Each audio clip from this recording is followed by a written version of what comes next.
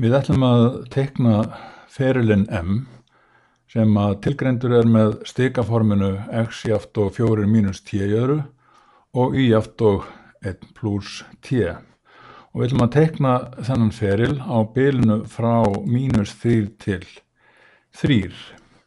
Ég byrja því að búa til breytuna t mín og gef henni gildið -3. Síðan bý ég til breytuna t max og gef henni gildið 3. Og síðan teikna ég þá ferilinn, stikaform ferilsins og geri það með því að velja hérna ferill og x hlutin 4 mínus t í öðru. Y-ið 1 pluss t.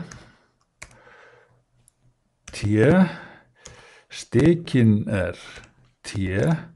Byrjunargildið t mín og lokagildið t max.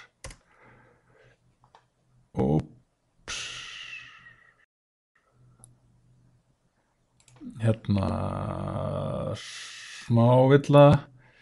Hérna átti að vera t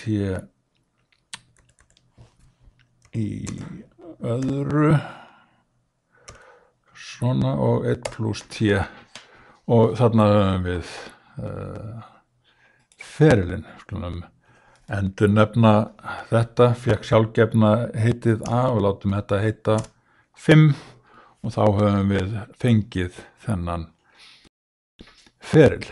Við sjáum að þetta sami ferill eða samskonar ferill og y jafnt og x í öðru, svona hefðbundin fleigbúaferill, en hann opnast til vinstri og við sjáum að botnpunktur fleigbúans hérna punkturinn 4,1.